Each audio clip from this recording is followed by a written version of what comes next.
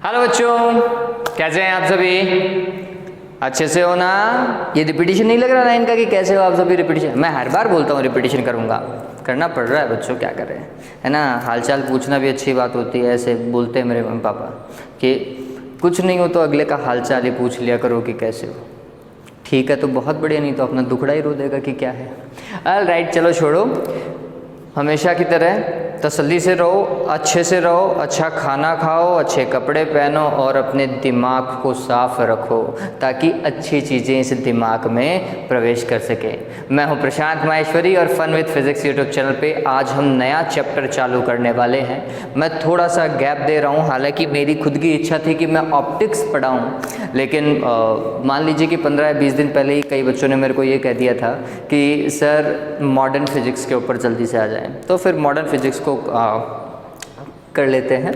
Modern physics हालांकि है कुछ नहीं बच्चों, देखा जाए तो जो आपने केमिस्ट्री पढ़ी है ना, उस केमिस्ट्री को ही हमने फिजिक्स के अंदर, मतलब वो पर्टिकुलर पार्ट जो आपने 11th की केमिस्ट्री में पढ़ा था या फिर इससे पहले 10th की बात करें, 9th की बात करें, इसमें आपने केमिस्ट्री में जो पढ़ा था उसे मॉडर्न फिजिक्स के अंदर डाल दिया गया है।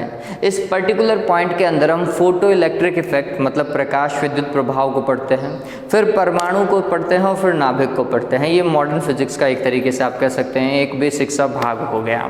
आज जो हम नया चैप्टर चालू करने वाले हैं नाम है प्रकाश विद्युत प्रभाव एवं द्रव्य तरंगे। चैप्टर का नाम क्या है बच्चों? प्रकाश विद्युत प्रभाव, photo electric effect and material waves. ये मटेरियल वेव्स आपने पढ़ी हैं, इवन प्रकाश विद्युत प्रभाव 11th में आपने पढ़ा है। मैंने आपको लास्ट वीडियो में भी कहा था बच्चों कि वैसे बहुत कम लोगों ने देखा है, देखा जाए तो, क्योंकि मैं हमेशा से कहता हूँ न्यूमेरिकल बहुत कम बच्चे देखते हैं और बहुत कम ऐसे बच्चे हैं जो उसे ऑनलाइन पूरा देखते हैं, ठीक है। क्योंकि शायद जिन्होंने डाउनलोड कर रखा होगा उनका तो पता नहीं चलता, लेकिन ऑनलाइन का व्यू आवर देख करके पता चल जाता है कि ओके ज़्यादा बच्चों ने नहीं देखा है इसे। लेकिन जिन्होंने भी देखा होगा इस वीडियो को, लास्ट वाले वीडियो को, मैंने यही कहा था कि ये चैप्टर 11th में पढ़ा हुआ है आपके बच्चों, तो बस क्या करना है आपको 11th वाला थोड़ा सा रिकॉल कर लेना है कि हमने 11th में उसमें पढ़ा क्या था, ठीक है। और ज़्यादा अच्छा तरीका और हम क्या कह सकते हैं, फिजिक्स की बुक है आपके पास में, आप चाहें तो वहाँ से भी पढ़ सकते हैं। आज तो मैं खैर चालू कर ही रहा हूँ, तो फिर इस वीडियो को अच्छे से देखो, आपका काम बैठ जाएगा। ऑल राइट, चलिए तो चैप्टर चालू करते हैं, प्रकाश विद्युत प्रभाव।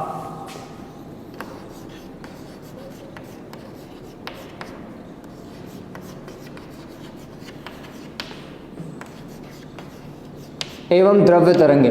अभी अपन सिर्फ और सिर्फ प्रकाश विद्युत प्रभाव को डिस्कस करेंगे। डिस्कस मतलब थोड़ा समझ लेते हैं कि क्या पढ़ने वाले हैं। प्रकाश विद्युत प्रभाव में फोटो इलेक्ट्रिक इफेक्ट में क्या आएगा, इसे PEE फोटो इलेक्ट्रिक इफेक्ट इस तरीके से शॉर्ट फॉर्म में लिखा जाता है। तो मैं अगर कहीं लिखूं PE तो समझ जाइएगा कि सर ने प्रकाश विद्युत प्रभाव लिखा है, ठीक है। होता क्या है बच्चों वो समझिए, तो समझना है इस चीज़ को, धीरे धीरे करके हम चीज़ों के ऊपर आएंगे, उनको और ज़्यादा समझने की कोशिश करेंगे। पहले ऊपर का ज्ञान ले लेते हैं कि ऊपर का ज्ञान है क्या। तो प्रकाश विद्युत प्रभाव में एक धातु सतह होनी चाहिए। ये जो सतह मैं जिसकी बात कर रहा हूँ, ये कौन सी सतह है बच्चों? धातु सतह। और इस धातु सतह पर जब प्रकाश आपतित होता है, क्या आपतित हो रहा है?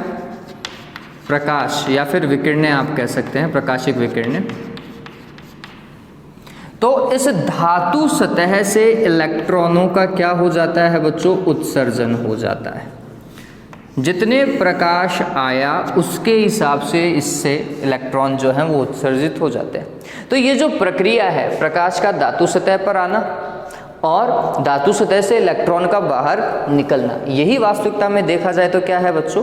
प्रकाश विद्युत प्रभाव है कि जब कोई प्रकाश किसी धातु सतह पर आपतित होता है तो धातु सतह से क्या वो मुक्त हो जाते हैं, इलेक्ट्रॉन मुक्त हो जाते हैं। इस प्रक्रिया को या इस घटना को क्या कहा जाता है बच्चों? प्रकाश विद्युत प्रभाव।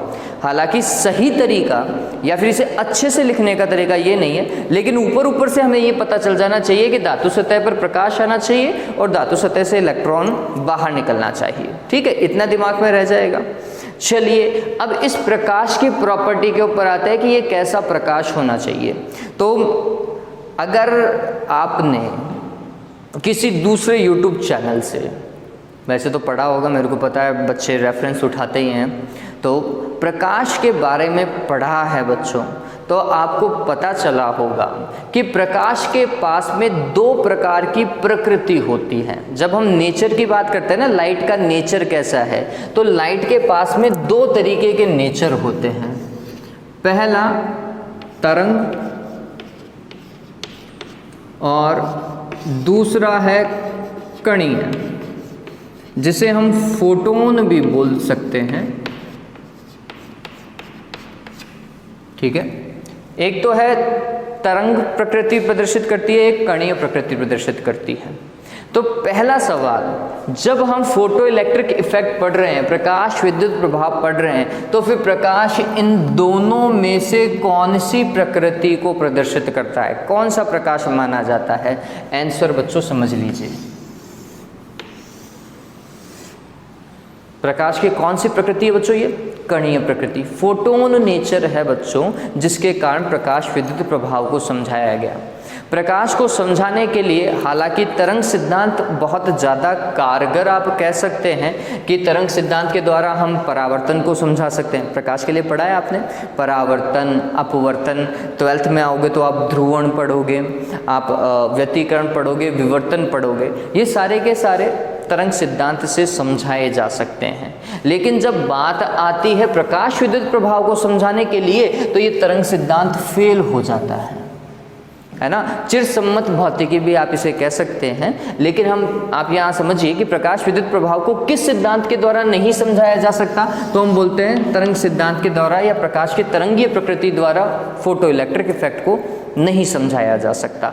कौन सा? कणीय प्रभाव, प्रकाश के कणीय प्रभाव के द्वारा फोटो इलेक्ट्रिक इफेक्ट को समझाया जा सकता है। अब पहला क्वेश्चन समझिए, इसके अंदर जो बेसिक क्वेश्चन है, आ भी सकता है, अच्छा सवाल है ये, कि ऐसे किन्हीं प्रकाशिक अवधारणाओं का नाम लिखें जो कि प्रकाश की कणीय प्रकृति को प्रदर्शित करते हैं, है ना। हमें क्या करना है, हमें ऐसी प्रकाशिक घटनाओं का नाम लिखना है जिन्हें किसके द्वारा समझाया गया? प्रकाश की कणीय प्रकृति द्वारा समझाया गया। पहला क्या है बच्चों? प्रकाश विद्युत प्रभाव। क्या लिखोगे आप उसके अंदर? वो घटना कौन सी है जिसे कणीय प्रकृति द्वारा समझाया गया? प्रकाश विद्युत प्रभाव। जब आप फिजिक्स में आगे पढ़ेंगे, मतलब बीएससी करेंगे, इंजीनियरिंग में चांसेस थोड़े कम रहते हैं, बीएससी अगर आप करेंगे तो आपको फिर कॉम्पटन इफेक्ट भी समझ में आएगा। वहाँ कॉम्पटन इफेक्ट भी जो है वो प्रकाश के कणीय सिद्धांत पर काम करता है। तो चैप्टर को चालू करने से पहले मैं स्टार लगा करके ये लिख देता हूँ। क्या भाई?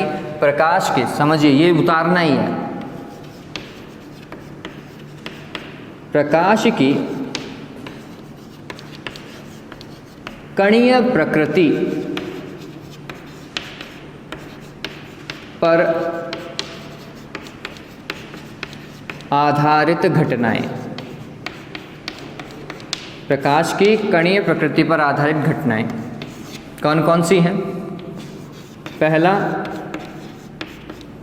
प्रकाश विद्युत प्रभाव पीई, और दूसरा आप क्या लिखेंगे बच्चों? कॉम्पटन इफेक्ट, कॉम्पटन प्रभाव। अभी सिर्फ कॉम्पटन प्रभाव का नाम ही पढ़ेंगे, इतना ही नफा हमारे लिए। ठीक है, तो ये समझ में आया, इतना सिंपल था। तो ये बात ध्यान में रखें, प्रकाश विद्युत प्रभाव को समझने के लिए हमें उसकी कौन सी प्रकृति माननी पड़ेगी? कणीय नेचर मानना पड़ेगा। कणीय नेचर को सबसे पहले समझाने वाले वैज्ञानिकों में थे दकार्ते। दकार्ते की फिजिक्स को आगे बढ़ाया किसने? न्यूटन ने। और न्यूटन का फिर वो कणीय सिद्धांत जाना जाए, क्योंकि न्यूटन ने उसे अच्छे तरीके से समझाया, इसलिए न्यूटन का वो कणीय का सिद्धांत बन गया। और वो थ्योरी हम हालांकि पढ़ेंगे जब अपन चैप्टर पढ़ेंगे बच्चों, तरंग प्रकाशिकी और किरण प्रकाशिकी, 2 चैप्टर है हमारे पास में। तो 11वें नंबर का किरण प्रकाशिकी चैप्टर है, उसके अंदर अपन सबसे पहले कणीय नेचर को डिस्कस करेंगे, तो वहाँ पर अपन वो चीज़ पढ़ लेंगे। लेकिन अभी आप सिर्फ इतना समझिएगा कि कणीय प्रभाव के द्वारा ही हम किसको समझाएंगे? प्रकाश विद्युत प्रभाव को समझा पाएंगे। ये डन हो गया। चलिए, तो वो उतार लिया आपने। अब वापस से मैं इस पे आ जाता हूँ, इसी पर्टिकुलर डायग्राम पे आ जाता हूँ जो मैंने अभी थोड़ी देर पहले बनाया। ओके, मैंने प्रकाश और फोटोन हटा दिया है, तो मैं यहाँ पे लिख देता हूँ कि फोटोन आ रहा है, ये फोटोन आ रहे हैं और जितने फोटोन आएंगे उतने ही इलेक्ट्रॉन बाहर निकल जाएंगे। अब पहला सवाल समझिएगा, हम डेफिनेशन बनाने की कोशिश कर रहे हैं, लेकिन डेफिनेशन को वैसे समझेंगे जिस तरीके से ये हमें आसानी से याद हो। तो पहला क्वेश्चन समझिए कि क्या किसी भी प्रकाश को आपतित करने पर, समझना मेरी बात को, क्या किसी भी प्रकाश को आपतित करने पर धातु सतह से इलेक्ट्रॉन बाहर निकल जाएगा?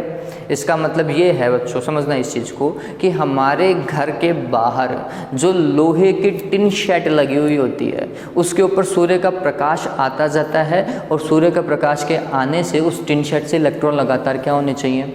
बाहर निकलने चाहिए। ठीक है, बाहर निकलेंगे तो वो टिन शेड कैसी हो जाएगी? धनावेशित हो जाएगी। क्या बच्चों आप उस टिन शेड को टच करते हो तो क्या हमेशा आपको झटका आता है? क्या चांसेस है? नहीं, हमेशा झटका नहीं आता, बहुत रेयर चांसेस हैं जिसमें हमें फील होता है कि झटका आया है, हल्का सा हमें वाइब्रेशन सा महसूस होता है, हमारी बॉडी में एक स्पार्क सा महसूस होता है। वो हमेशा नहीं होता, वो बहुत रेयर चांसेस है जब हमें वैसी चीज़ महसूस होती है ना? इस बात को समझिए। ठीक, तो ये यहाँ पर एक चीज़ समझना बहुत ज़रूरी है कि हर कोई प्रकाश से इलेक्ट्रॉन नहीं निकल सकता। पहला, उस प्रकाश की खुद की एक प्रॉपर्टी होनी चाहिए। दूसरा, हर किसी धातु से इलेक्ट्रॉन नहीं निकल सकते। इलेक्ट्रॉन नहीं निकल सकते इसका मतलब यह है कि हर किसी धातु से इलेक्ट्रॉन आसानी से नहीं निकल सकते। इलेक्ट्रॉन तो आप हर किसी धातु से निकाल सकते हो, लेकिन आसानी से नहीं निकाल पाओगे। हम प्रकाश विद्युत प्रभाव में सिर्फ और सिर्फ उन्हीं धातुओं का उपयोग करते हैं जिनसे इलेक्ट्रॉनों को आसानी से बाहर निकाला जा सके। ठीक है, अब इलेक्ट्रॉन को बाहर निकालने के लिए क्या करना पड़ेगा? इसके पास में कुछ ना कुछ क्या होनी चाहिए? ऊर्जा होनी चाहिए। समझना इस चीज़ को, जो फोटोन या फिर जो प्रकाश आ रहा है उसके पास में कुछ ना कुछ क्या होगी? ऊर्जा होगी। वो ऊर्जा वाला फोटोन जैसे धातु सतह पर गिरेगा, धातु सतह में जो इलेक्ट्रॉन मुक्त अवस्था के अंदर होंगे ना बच्चों, वो इलेक्ट्रॉन उस ऊर्जा को क्या करेंगे? अवशोषित करेंगे। और जब उन्हें लगेगा कि ये ऊर्जा वाकई में ज़्यादा है उनके लिए, तो इलेक्ट्रॉन क्या हो जाएंगे? सतह से बाहर निकल जाएंगे।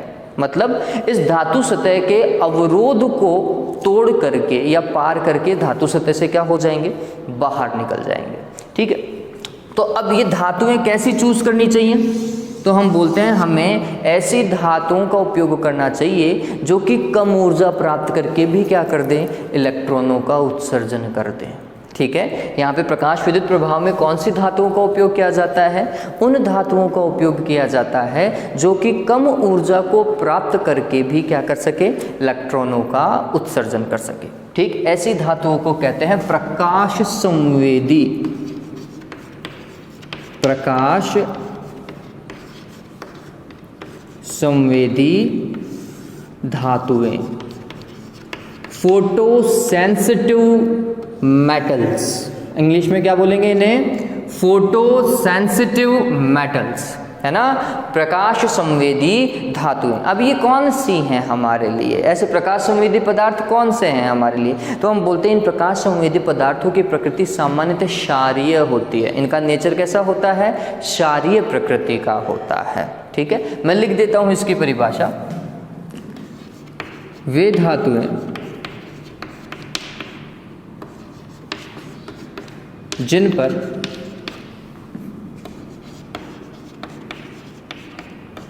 प्रकाश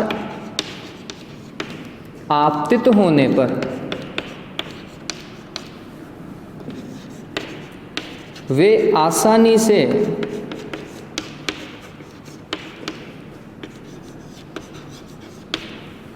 मुक्त इलेक्ट्रॉनों का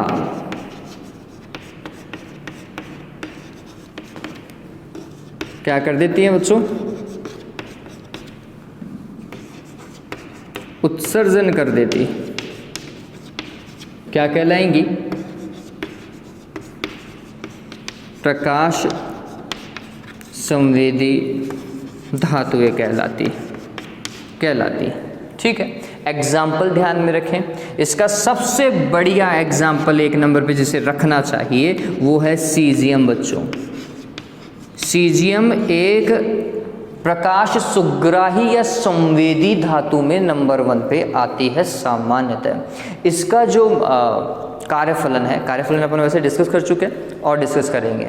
मतलब इससे एक इलेक्ट्रॉन को बाहर निकालने के लिए लगभग 2.14 इलेक्ट्रॉन वोल्ट ऊर्जा की आवश्यकता पड़ती है, जो वाकई में बहुत कम है बच्चों। मतलब प्रकाश आया, इससे इलेक्ट्रॉन बाहर निकल लेता है। फिर दूसरा हम बात कर सकते हैं जिंक की, जस्ता।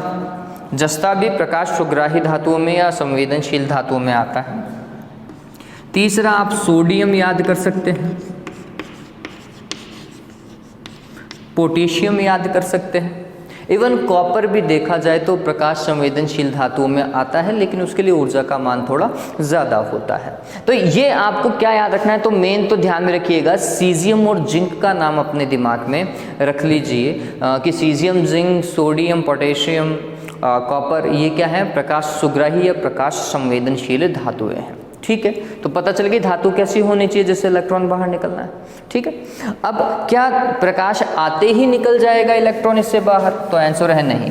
धातु के पास में एक प्रॉपर्टी होती है कार्यफलन। धातु की खुद की क्या होती है, एक प्रॉपर्टी है, धातु का खुद का एक गुण है, वो क्या है बच्चों, कार्यफलन। तो दूसरी डेफिनेशन जो है हमारे पास में वो कार्यफलन की है बच्चों। कार्यफलन क्या चीज़ है, तो हम बोलते हैं कि लेट सपोज करो अगर इस सतह से मेरे को इलेक्ट्रॉन को बाहर निकालना है तो मैं कैसे निकालूंगा, तो आंसर है मैं इसको गर्म कर सकता हूँ या फिर इसके ऊपर प्रकाश आपतित कर सकता हूँ। वो कई तरीके हैं, वो अपन डिस्कस करेंगे। लेकिन इसमें क्या इलेक्ट्रॉन पहले से तैयारी बैठा था कि मेरे पास में प्रकाश है मैं बाहर निकल जाऊँ? नहीं बच्चों, ऐसे नहीं। किसी भी सतह से इलेक्ट्रॉन को बाहर निकालने के लिए आपको उस मुक्त इलेक्ट्रॉन को एक निश्चित ऊर्जा देनी पड़ती है। मुक्त इलेक्ट्रॉन कौन से, जो बाह्य कक्षक के अंदर क्या कर रहे होते हैं, चक्कर लगा रहे होते हैं, वो नाभिक से दुर्बल बल से क्या कर रहे होते हैं, आबंधित होते हैं। ऐसे ये नाभिक मानो, तो नाभिक का ये पहला कोश, फिर दूसरा, फिर तीसरा, ऐसे ऐसे कक्षकों में क्या करता रहता है, इलेक्ट्रॉन ट्रेवल करता रहता है। और हम बोलते हैं कि इलेक्ट्रॉन जितना दूर होगा नाभिक से, नाभिक का लगने वाला उस पर आकर्षण बल उतना ही कम होगा। तो हम बोलते हैं जो बाह्यतम कक्षा में जो इलेक्ट्रॉन घूम रहा होता है ना, वो दुर्बल आकर्षण बल से बंधित होता है, उसे हम मुक्त इलेक्ट्रॉन बोल देते हैं। उसको थोड़ी सी ऊर्जा देंगे तो वो बाहर निकल जाएगा। ऐसा है कि हल्की सी लात भी मारी क्लास से बाहर, ऐसा होता है ये। ठीक है, कि किसी ने थोड़ा सा पुश किया, ये ले, है ना, ये कुछ ऐसा होता है। पर बोलते बोलते सर को बोल दे, बोल दे, खुद तो बोल नहीं पा रहा, दूसरे को ऐसे बोल दे बोल दे बोल दे, सर को बोल दे, सर को बोल दे, देख सर ये क्या कर रहा है, ये क्या कर रहा है। खुद में हिम्मत नहीं है, दूसरे को प्रेरित कर दिया। ठीक, ऐसे ही इलेक्ट्रॉन नहीं है। ठीक है, कि खुद तो निकल सकते नहीं है, लेकिन किसी दूसरे का इंतजार कर रहे हैं कि कोई दूसरा मेरे को धक्का दे और मैं इससे बाहर निकल जाऊं। ठीक है, ऐसे वाले इलेक्ट्रॉन है ये मुक्त इलेक्ट्रॉन। ठीक, अब इन मुक्त इलेक्ट्रॉनों को बाहर निकालने के लिए क्या जरूरत है, तो आंसर है ऊर्जा जो है ना, दो तरीके की ऊर्जा होती है। एक होती है आयनन ऊर्जा और एक होती है एक्साइटेशन एनर्जी, उत्तेजन ऊर्जा। ठीक है, तो आयनन ऊर्जा की आवश्यकता होती है इलेक्ट्रॉन को परमाणु से पूर्णतः बाहर निकालने के लिए। अगर उस आयनन ऊर्जा के बराबर प्रकाश एनर्जी दे दे तो ये इलेक्ट्रॉन पार हो जाएगा, इससे बाहर निकल जाएगा। ये केमिस्ट्री में आपने पढ़ा है कि किसी भी परमाणु को आयनित करने के लिए जितनी ऊर्जा की आवश्यकता होती है उसे आयनन ऊर्जा कहते हैं। और आयनन ऊर्जा का मतलब उतनी ऊर्जा दोगे तो इलेक्ट्रॉन फिर पार हो जाएगा। समझ रहे हो ना मेरी बात को, परमाणु से बाहर निकल जाएगा। तो हम बोलते हैं कि कार्यफलन भी वास्तविकता में वही न्यूनतम ऊर्जा है जो किसी मुक्त इलेक्ट्रॉन को देने पर वो धातु सतह से क्या हो जाता है बच्चों, उत्सर्जित हो जाता है, धातु सतह से बाहर निकल जाता है। ठीक है, तो ये कार्यफलन क्या है, वास्तविकता में ऊर्जा है। ठीक है, और कौन सी ऊर्जा, धातु सतह से इलेक्ट्रॉन को बाहर निकालने के लिए आवश्यक न्यूनतम ऊर्जा। लिख देता हूं मैं,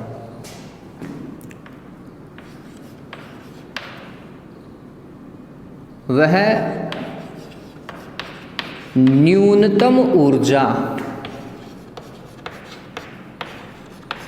जो किसी मुक्त इलेक्ट्रॉन को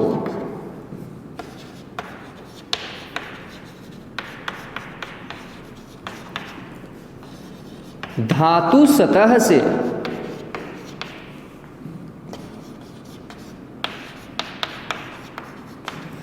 बाहर निकालने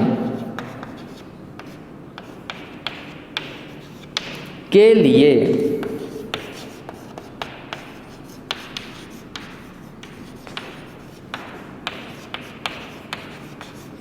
आवश्यक होती है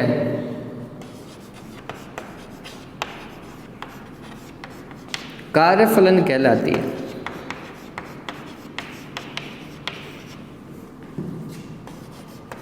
यह वास्तविकता में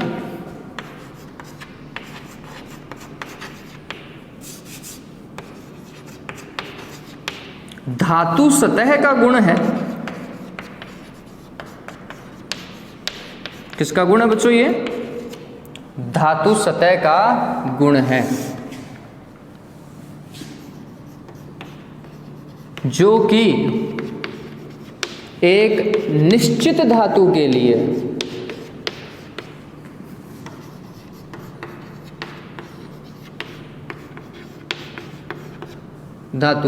नियत तथा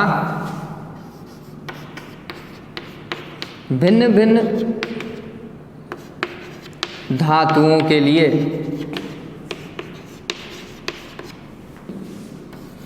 भिन्न भिन्न होता है।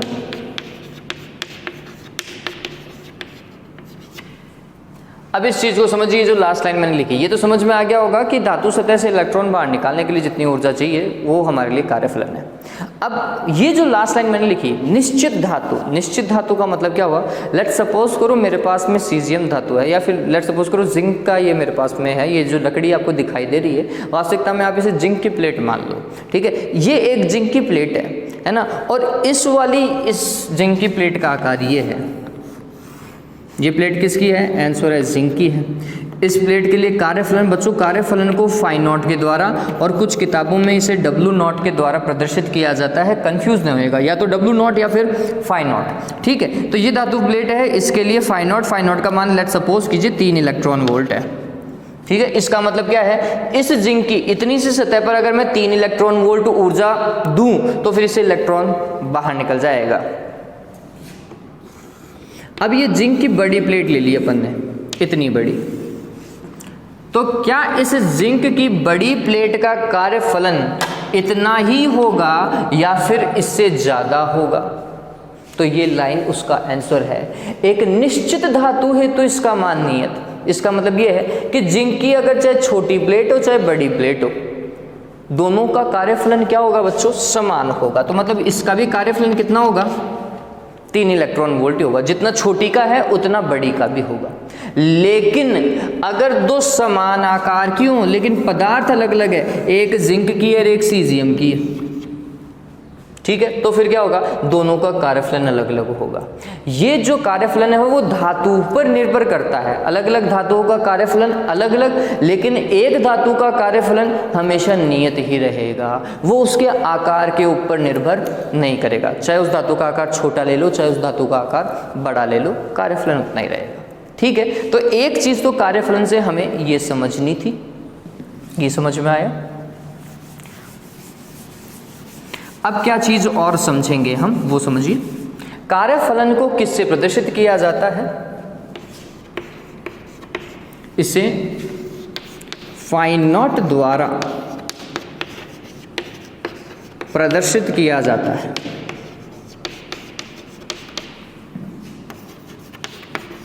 ठीक है। इसका मात्रक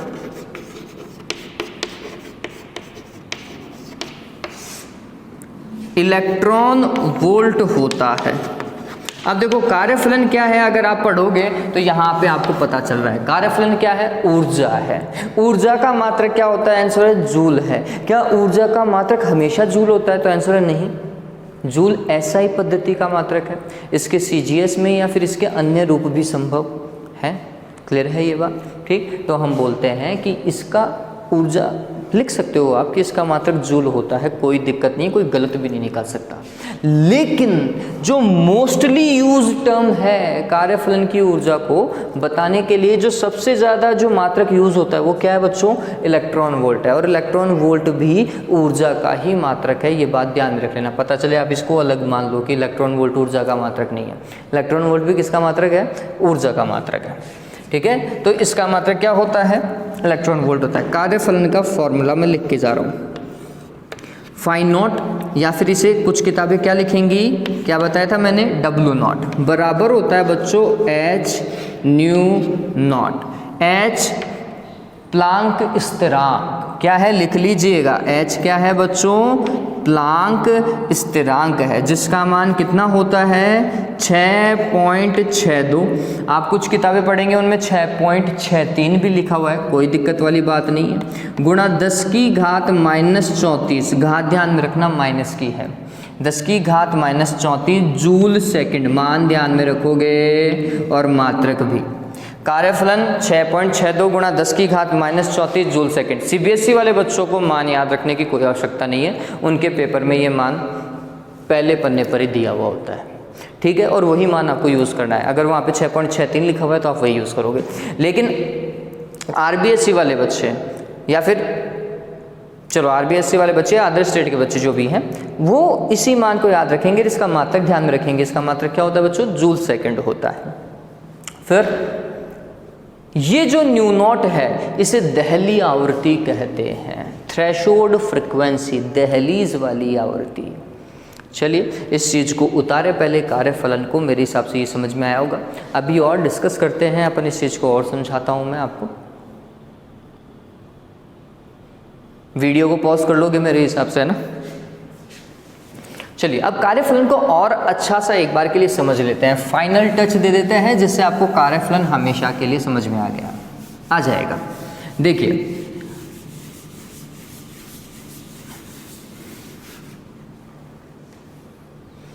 यहां पर मैं एक एग्जांपल ले रहा हूं कि मेरे पास में एक धातु सतह है और उस धातु सतह के लिए कार्यफलन का मान 2.5 इलेक्ट्रॉन वोल्ट लिखा हुआ है।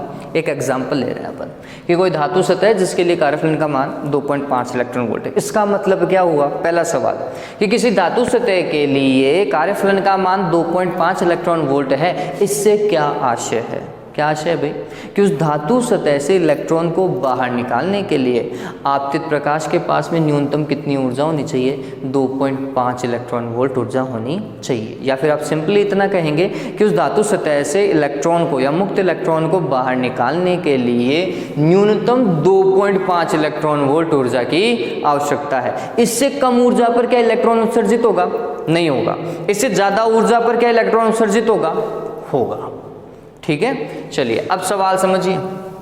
ये फोटोन है जो इसके ऊपर आया है ना, प्रकाशिक विकिरण इसके ऊपर आया। अब इस फोटोन की एनर्जी समझना, अगर आपतित फोटोन की एनर्जी 1.2 इलेक्ट्रॉन वोल्ट है, आपतित ये जो फोटोन आ रहा है इसकी एनर्जी अगर 1.2 इलेक्ट्रॉन वोल्ट है, तो क्या उस धातु सतह से इलेक्ट्रॉन उत्सर्जित होगा? बताओ भाई, होगा क्या? तो हमारा आंसर क्या होना चाहिए? इतनी ऊर्जा तो आनी चाहिए। अगर इतनी ऊर्जा आएगी तो इलेक्ट्रॉन उत्सर्जित होगा, इससे कम ऊर्जा पे इलेक्ट्रॉन उत्सर्जित नहीं होगा। तो हमने देखा ई जो आपतित फोटोन है उसकी ऊर्जा, एक फोटोन की ऊर्जा कितनी है? 1.2 इलेक्ट्रॉन वोल्ट। ये तो इससे कम है भाई, उतनी है ही नहीं। तो हमने बोला कि ई का मान जो है वो क्या है? कम है। किससे? फाई नॉट से। लिखने का तरीका यही होना चाहिए। ठीक है, ई का मान फाई नॉट से कम है, अतः इलेक्ट्रॉन इलेक्ट्रॉन बाहर नहीं निकलेगा।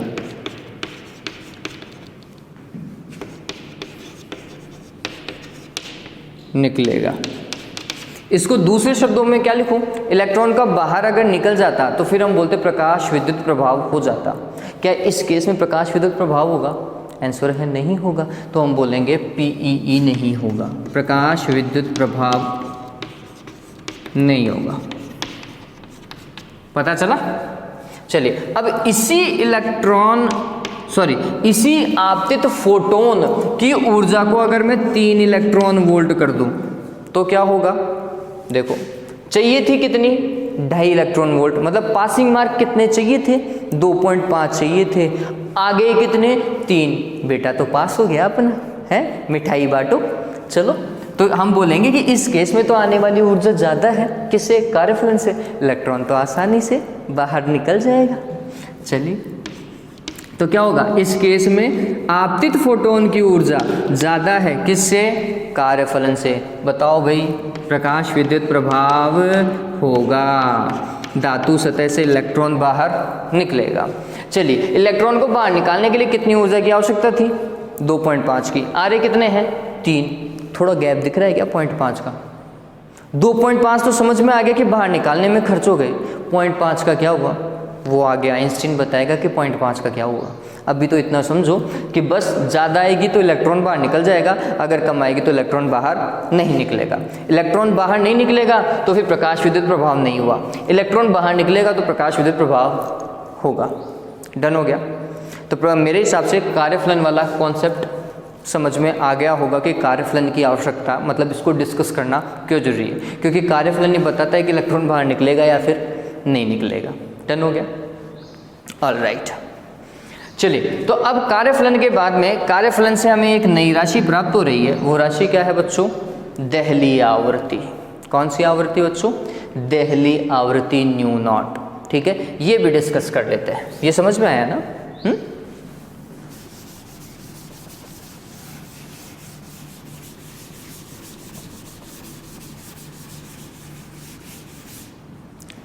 तो फिर नेक्स्ट पार्ट है हमारे पास में देहली आवृत्ति। देहली आवृत्ति का लेना देना किससे है? आंसर है कार्यफलन से। किससे प्रदर्शित किया? न्यू नॉट से। हाँ भाई, आवृत्ति का मात्रक क्या? हर्ट्ज, तो इसका मात्रक भी क्या होगा? हर्ट्ज होगा। प्रदर्शित करने का तरीका मैंने उसके साथ में बता दिया है। अब यहाँ पर क्या अंतर था? कार्यफलन था न्यूनतम ऊर्जा, उसको लिखेंगे न्यूनतम आवृत्ति। देहली आवृत्ति मतलब दहलीज पर ही है, इतनी आवृत्ति की तो आवश्यकता है। धातु सतह पर ये जो फोटोन आपतित हो रहा है या फिर ये जो प्रकाश आपतित हो रहा है, उसके पास में न्यूनतम कितनी आवृत्ति हो कि इससे इलेक्ट्रॉन, धातु सतह से इलेक्ट्रॉन बाहर निकल जाए। ठीक है, वो न्यूनतम आवृत्ति क्या कहलाती है? देहली आवृत्ति। कि आपतित फोटोन की वह न्यूनतम आवृत्ति जो किसी धातु सतह से इलेक्ट्रॉन को बाहर निकालने के लिए आवश्यक है, क्या कहलाएगी? देहली आवृत्ति कहलाएगी। ठीक है, अगर आवृत्ति इससे ज़्यादा है तो काम बैठ जाएगा, या तो आवृत्ति इसके बराबर हो या फिर इससे ज़्यादा हो तो इलेक्ट्रॉन बाहर निकल लेगा, खुशी खुशी बाहर निकलेगा। ठीक है, लेकिन अगर आवृत्ति इससे कम हो गई तो फिर इलेक्ट्रॉन नहीं निकलेगा। हैं, ये कुछ ऐसा ही है कि किसी बच्चे की कैपेसिटी है 10 चॉकलेट की, कि 10 चॉकलेट दोगे तो उसको लालच पूरी मिल जाएगी, फिर वो आपका सारा कहा हुआ मानेगा। ठीक है, लेकिन अगर आपने गलती से 9 चॉकलेट ही दी उसको तो फिर वो नहीं मानेगा भाई, उसको 10वीं तो देनी पड़ेगी आपको। ऐसा ही देहली आवृत्ति है बच्चों, इतनी आवृत्ति तो आनी ही चाहिए, इससे कम आवृत्ति आएगी तो कोई प्रभाव नहीं पड़ेगा, इससे ज़्यादा आवृत्ति आ गई तो फिर तो वो पहले ही बाहर निकल लेगा इलेक्ट्रॉन, पहले से तैयार बैठा था वो, है ना। चलिए तो क्या होगा, बस इस डेफिनेशन में एक ही चीज़ चेंज करनी है, ऊर्जा की जगह आपको आवृत्ति लिखना है। तो हम लिखेंगे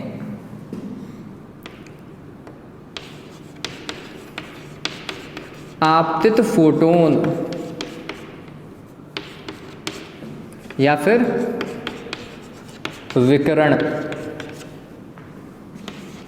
की वह न्यूनतम आवृत्ति जो किसी धातु सतह से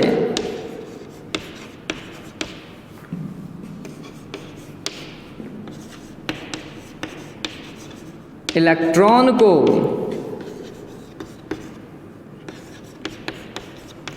बाहर निकालने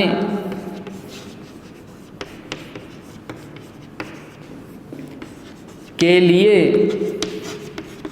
क्या होती है बच्चों? आवश्यक होती है।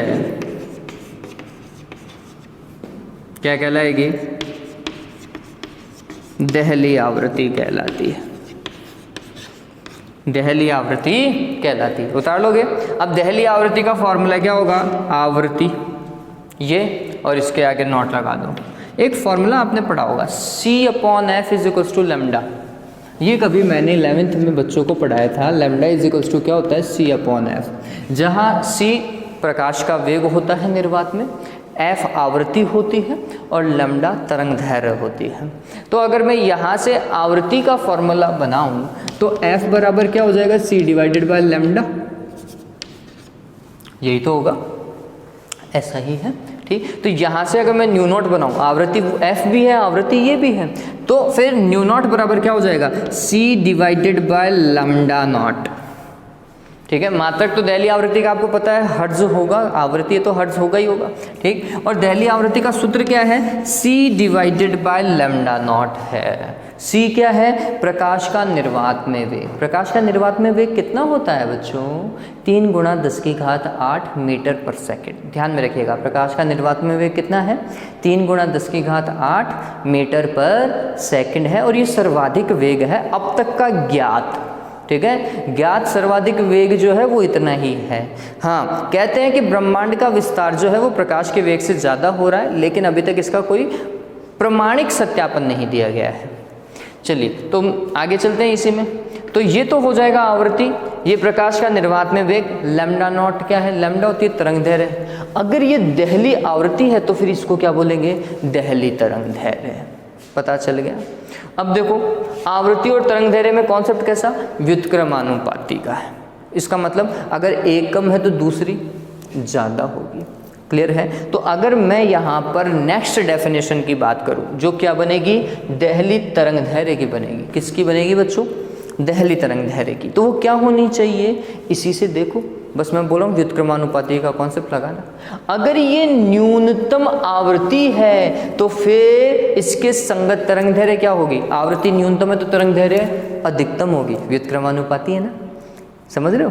तो फिर अगर मेरे को देहली तरंग दैर्घ्य लिखना होता तो परिभाषा क्या बनाऊंगा बच्चों? तो देहली तरंग दैर्घ्य की परिभाषा देखिए, क्या लिखोगे? हम लिखेंगे आपतित फोटोन अथवा विकिरण की वह अधिकतम तरंग दैर्घ्य। इसकी जगह सिर्फ इतना ही चेंज करना है, वह अधिकतम तरंग दैर्घ्य जो किसी धातु सतह से इलेक्ट्रॉन को बाहर निकालने के लिए क्या होती है? आवश्यक होती है। क्या कहलाएगी? देहली तरंग दैर्घ्य। ये ज़्यादा से ज़्यादा तरंग दैर्घ्य है, इससे कम तरंग दैर्घ्य होगी तो बाहर निकलेगा इलेक्ट्रॉन, इससे ज़्यादा और हो जाएगी तरंग दैर्घ्य तो फिर नहीं निकलेगा। ठीक है, तो ध्यान में रखिएगा, आवृत्ति और तरंग दैर्घ्य एक दूसरे के उल्टे चलते हैं, ये ध्यान में रखिएगा। अगर हमने देहली आवृत्ति को न्यूनतम आवृत्ति बताया है तो फिर देहली तरंग दैर्घ्य क्या होगी? अधिकतम तरंग दैर्घ्य होगी। बात समझ में आई क्या? मेरे हिसाब से लिख लोगे, देहली तरंग दैर्घ्य भी लिख लोगे। चलो इसको उतारो एक बार के लिए, मैं देख लेता हूँ एक बार वीडियो को।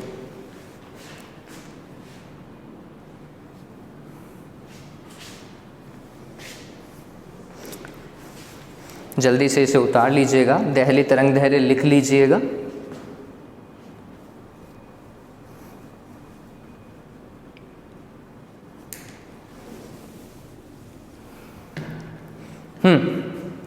चलिए अब क्या करना है इसके आगे?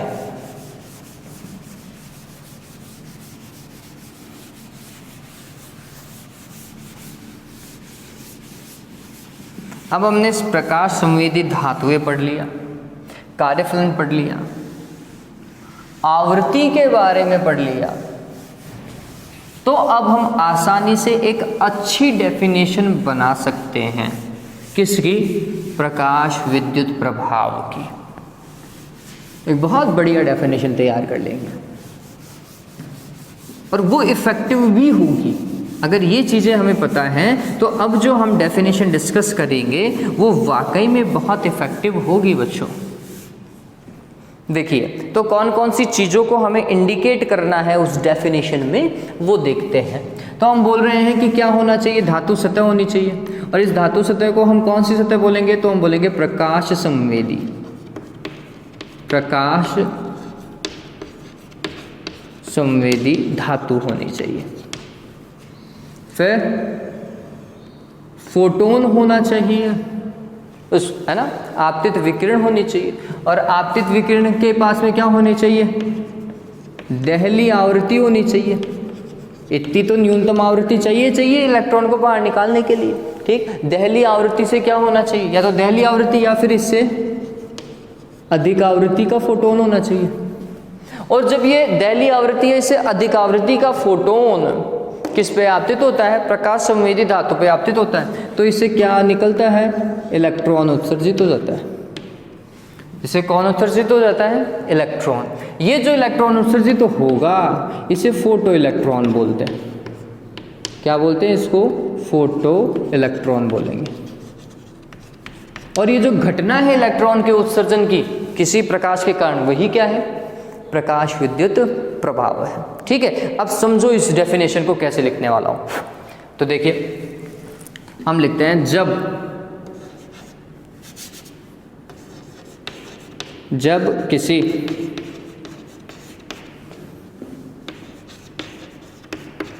प्रकाश संवेदी धातु जैसे सीजियम, जिंक आदि पर एक निश्चित आवृत्ति, आप इसे दहली आवृत्ति भी लिख सकते हैं, कहीं कोई दिक्कत नहीं है, एक निश्चित आवृत्ति अथवा उससे अधिक आवृत्ति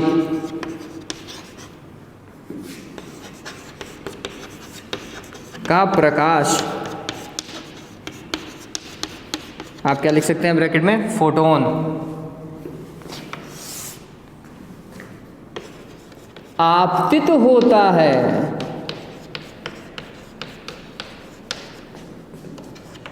तो धातु सतह से मुक्त इलेक्ट्रॉन उत्सर्जित होते हैं या बाहर निकलते हैं। यह घटना ही क्या कहलाती है बच्चों, प्रकाश विद्युत प्रभाव कहलाती।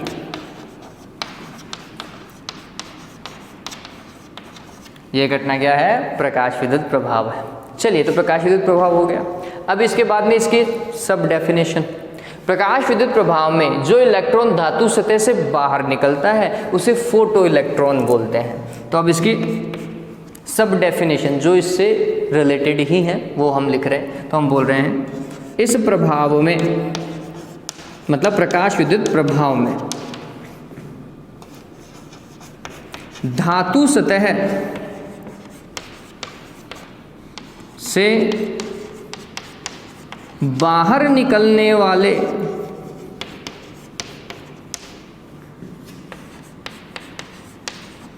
इलेक्ट्रॉन को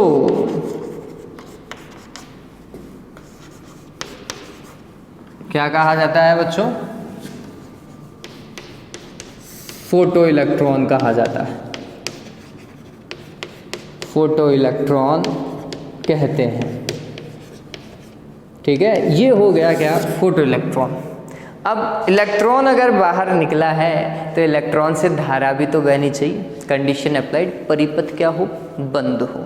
ठीक है, तो अगर ये फोटो इलेक्ट्रॉन किसी बंद परिपथ में प्रवाहित होता है तो उस बंद परिपथ में क्या प्रवाहित होती है, विद्युत धारा प्रवाहित होती है, जिसे प्रकाश विद्युत धारा कहते हैं। कौन सी धारा बोलेंगे, प्रकाश विद्युत धारा।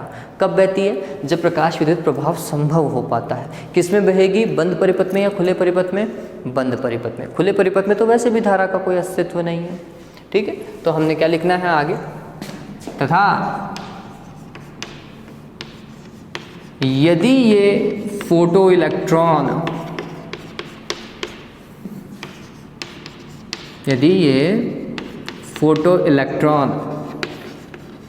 किसी बंद परिपथ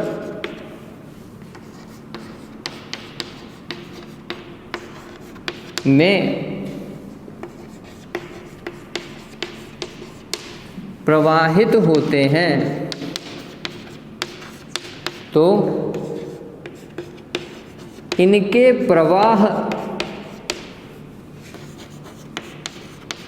के कारण बहने वाली धारा क्या कहलाती है बच्चों? प्रकाश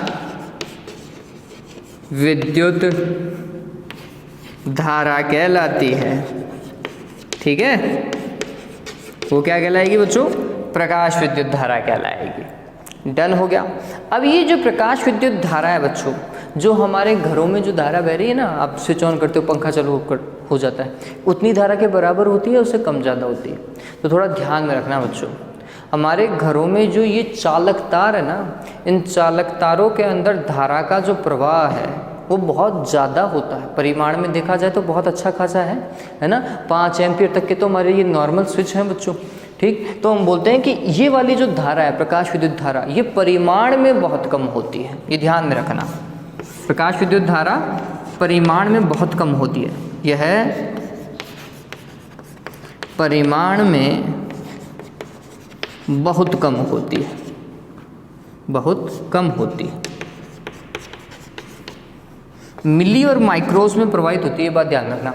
इसे मेजर करने के लिए या तो हमें मिलीमीटर लगाना पड़ता है या माइक्रोमीटर लगाना पड़ता है। इतना इसका परिमाण क्या होता है बच्चों?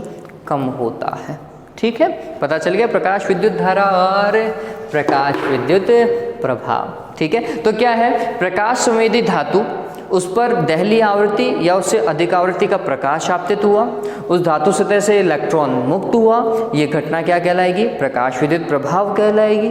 फिर जो इलेक्ट्रॉन इस घटना में उत्सर्जित होते हैं उन इलेक्ट्रॉनों को फोटो इलेक्ट्रॉन, और इन फोटो इलेक्ट्रॉनों के किसी बंद परिपथ में बहने से उस बंद परिपथ में जो धारा प्रवाहित होती है उस धारा को प्रकाश विद्युत धारा कहते हैं। ये परिमाण में बहुत कम होती है। ठीक है, ये बात तो ये बहुत सिंपल सा था। ठीक है, अब हमारे पास में अगला पार्ट आता है बच्चों कि क्या ये एकमात्र तरीका है? प्रकाश विद्युत प्रभाव क्या एकमात्र तरीका है ना, कि इलेक्ट्रॉन को धातु सतह से बाहर निकाल दें? तो आंसर है नहीं। इसे फोटो इलेक्ट्रिक इमिशन भी बोलते हैं, प्रकाश विद्युत उत्सर्जन। तो ये एकमात्र तरीका नहीं है इलेक्ट्रॉन को बाहर निकालने का, इसके अलावा भी अन्य तरीके हैं। ठीक है, तो पहले इसे उतारें, उसके बाद में अन्य को डिस्कस करते हैं। चलिए जल्दी से इसको उतारें, फिर उसके बाद में अगले पार्ट को डिस्कस करते हैं कि कौन कौन से तरीके हैं जिनसे हम आसानी से क्या कर सकते हैं? इलेक्ट्रॉन को बाहर निकाल सकते हैं। जल्दी से एक बार के लिए उतार लीजिए।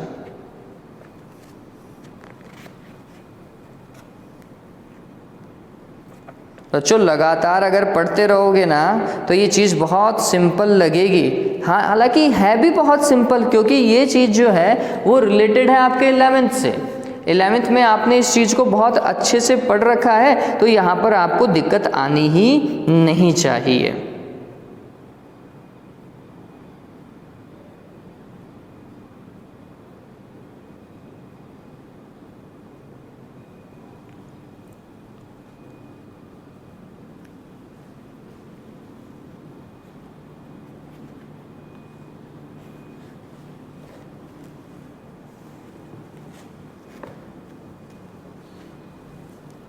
चीज़ों को तसल्ली से पढ़ें, आराम से पढ़ें, चीज़ें समझ में आती हैं। उनके पास में कोई ऑप्शन नहीं है ना, और वैसे भी अपना दिमाग तो बहुत तेज है।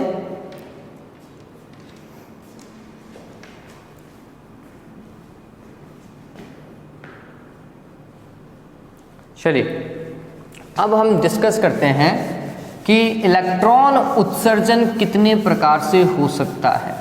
किसी भी धातु सतह से इलेक्ट्रॉन का जो उत्सर्जन है वो कितने प्रकार से हो सकता है? तो 4 तरीके हैं जिनके थ्रू इलेक्ट्रॉनों का इमिशन हो सकता है। किसी धातु सतह से इलेक्ट्रॉन को बाहर निकाला जा सकता है। अब ये चीज़ जो है वो आप खुद थ्योरी लिख लीजिएगा, मैं आपको समझा देता हूँ। देखिए टॉपिक है इलेक्ट्रॉन उत्सर्जन। धातु सतह से इलेक्ट्रॉन को बाहर निकालने के लिए किया गया जो भी हम प्रयोग कर रहे हैं वो। तो सबसे पहला है बच्चों तापायनिक उत्सर्जन। तापायनिक उत्सर्जन, थर्मियोनिक इमिशन। तापायनिक उत्सर्जन, देखो नाम से पता चल गया होगा तापायनिक उत्सर्जन है क्या। धातु सतह, इसको गर्म करो, गर्म करोगे तो धातु सतह क्या हो जाएगी, ऊष्मा को ग्रहण करेगी। ऊष्मा को ग्रहण करेगी तो वो जो इलेक्ट्रॉन है वो ऊष्मीय ऊर्जा को ग्रहण करेंगे, अवशोषित करेंगे। और जब इलेक्ट्रॉनों के पास में ऊष्मीय ऊर्जा ज़्यादा हो जाएगी तो वो पृष्ठ का अवरोध को पार करके बाहर निकल जाएंगे ना, पृष्ठीय अवरोध को तोड़ देते हैं और धातु सतह से बाहर निकल जाते हैं। कुल मिलाकर के आपने इलेक्ट्रॉन को क्या दी, ऊष्मीय ऊर्जा दी। उस ऊष्मीय ऊर्जा को इलेक्ट्रॉन ने ग्रहण किया और वो बाहर निकल गया। यही क्या है, तापायनिक उत्सर्जन है। ठीक है, चलो ये मैं लिख देता हूँ, ये तो सिंपल है कि जब किसी, मेरे साथ में लिख लीजिएगा, धातु सतह को क्या किया जाता है बच्चों, गर्म किया जाता है,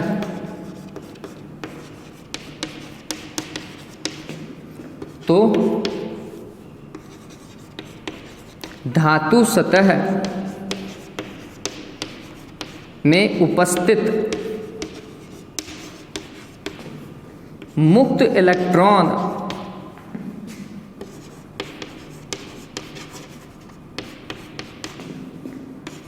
ऊष्मीय ऊर्जा को ग्रहण कर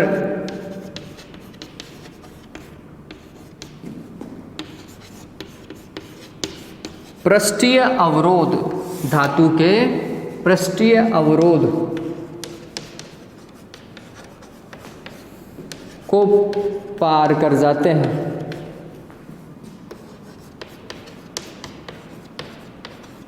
तथा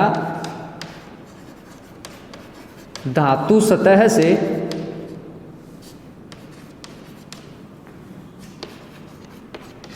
बाहर निकल जाते हैं, बाहर निकल जाते हैं। और यही प्रक्रिया क्या कहलाती है, तापायनिक उत्सर्जन कहलाती है। सिंपल सा था ये तापायनिक उत्सर्जन, तो है ना। तो ये बहुत सिंपल है, धातु सतह को गर्म करो, धातु सतह को गर्म करने से इलेक्ट्रॉन ऊष्मीय ऊर्जा को अवशोषित करेगा, पृष्ठीय अवरोध को पार करेगा और धातु सतह से बाहर निकल जाएगा। इन्हीं लाइनों को लिखना था। ये एक बेसिक सा तरीका है जो यूज किया जाता था। फिर दूसरा प्रकाश विद्युत उत्सर्जन। प्रकाश विद्युत उत्सर्जन,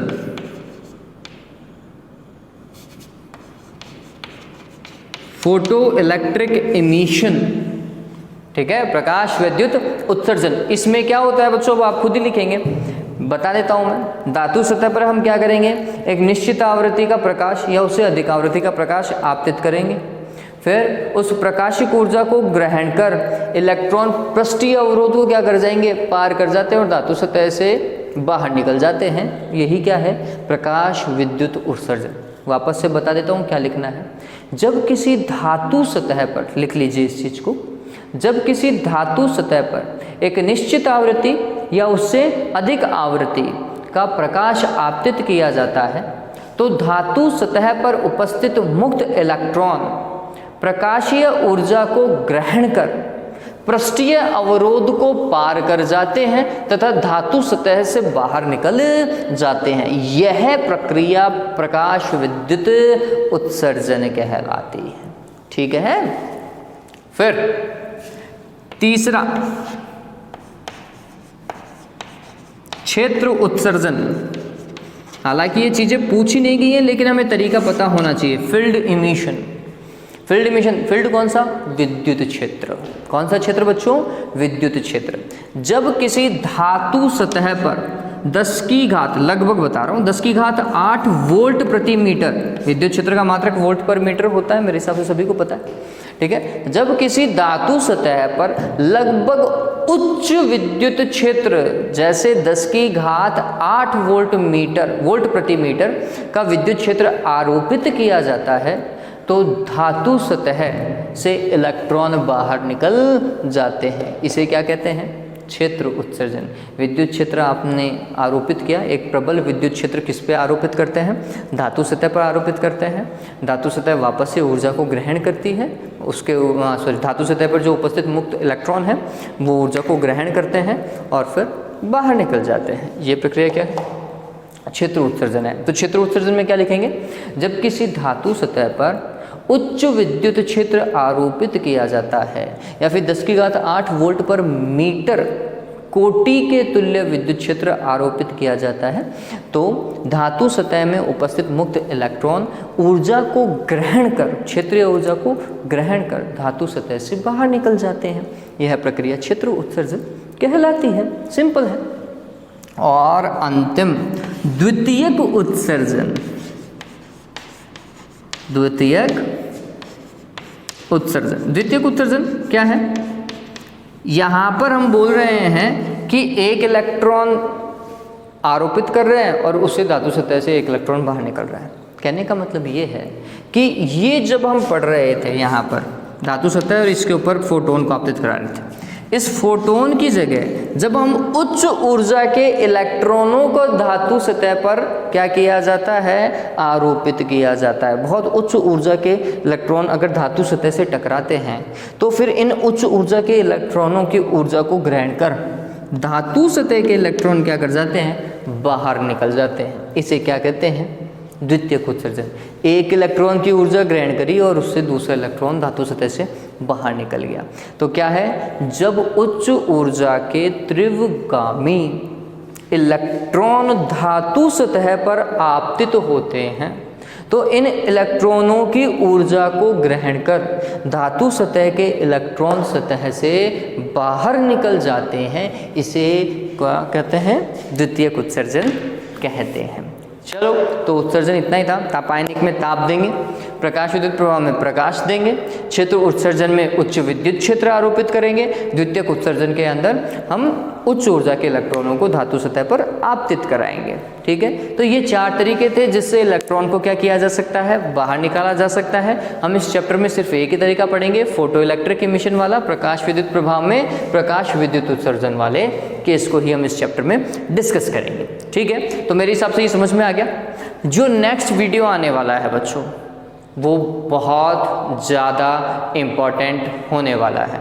वो वीडियो ही बच्चों आप देख सकते होंगे कि वो वीडियो ही पर्टिकुलर जो नेक्स्ट वीडियो में बनाऊंगा वो वीडियो सिर्फ और सिर्फ थियोरेटिकल होगा। उसका मोस्ट पार्ट जो है वो थियरी है, एक प्रैक्टिकल है जिसका मेन पार्ट थियरी है। मतलब उस चीज़ को समझते जाओ और उसकी थियरी को कैसे लिखना है वो सारा का सारा आप पर है। क्योंकि अगर उसकी थियरी मैंने बोर्ड पे उतारना चालू किया तो मेरे हिसाब से 2 घंटे लग जाएंगे और इतना टाइम नहीं है अपने पास में।